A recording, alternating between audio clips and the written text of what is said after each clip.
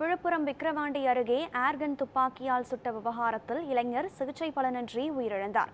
இதுகுறித்த கூடுதல் விவரங்களை நமது செய்தியாளர் வினோத் வழங்க கேட்கலாம். வணக்கம் வினோத், இந்த துப்பாக்கிச் சூட்டு சம்பவம் எங்கே நடந்திருக்கிறது? விழுப்புரத்தில் சரியாக எப்போது நடந்தது? உயிரிழந்தவரினுடைய விவரம் ஏதேனும் தெரிய வந்திருக்கிறதா? பதிவு செய்யுங்கள். வணக்கம் கனகதாரா. விழுப்புரம் மாவட்டம் விக்கிரவாண்டி அருகே உள்ள வாக்கூர் கிராமத்தை சேர்ந்தவர் தென்னரசு.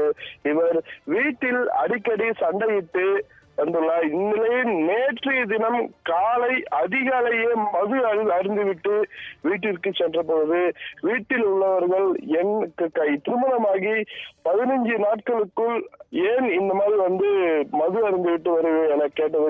இதில் ஆத்திரமடைந்த தென்னரசு வீட்டில் ஆன்லைன் மூலம் வாங்கி வைத்திருந்த ஏர்கன் கொண்டு அவரது மனைவி, தாய், அவரது சித்தி மகன் கார்த்திக் ஆகிய மூவரையும் துப்பாக்கியால் சுட்டார். இதில் படுகாயம் அடைந்த கார்த்திக், அவரது மனைவி லாவண்யா, அவரது தாய் ஆகிய மூவரும் முண்டியம்பாக்கம் அரசு பொது மருத்துவமனையில் சிகிச்சைக்காக அனுமதிக்கப்பட்டனர். இந்நிலையில் துப்பாக்கியால் சுட்டதில் படுகாயமடைந்த தென்னரசுவின் மனைவி லாவண்யாவும் அவரது தம்பி கார்த்திக்கும் மேல் சிகிச்சைக்காக சென்னை ராஜீவ்காந்தி அரசு பொது மருத்துவமனையில் சிகிச்சைக்காக அனுப்பி வைக்கப்பட்டனர். இந்நிலையில் அதிகாலையில் அவரது தென்னரசுவின் சித்தி மகன் கார்த்திக் சிகிச்சை பலனின்றி உயிரிழந்ததாக மருத்துவமனை நிர்வாகம் தெரிவித்துள்ளது. சொந்த தம்பியே, அதாவது சொந்த சித்தி மகனையே துப்பாக்கியால் சுட்டு கொலை செய்த சம்பவம் அந்த பகுதியில் பெரும் பரபரப்பை ஏற்படுத்தியுள்ளது.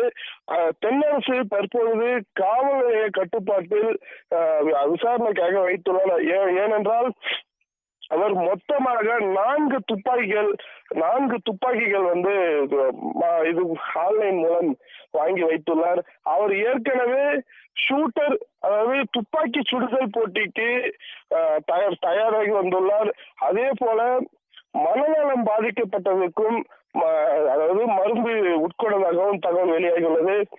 சொந்த தம்பி, மனைவி, அம்மா ஆகிய மூவரையும் துப்பாக்கியால் சுட்ட சம்பவம் விழுப்புரம் மாவட்டத்திலே ஒரு பரபரப்பை ஏற்படுத்தி வருகிறது. விவரங்களை வழங்கியமைக்கு நன்றி வினோத்.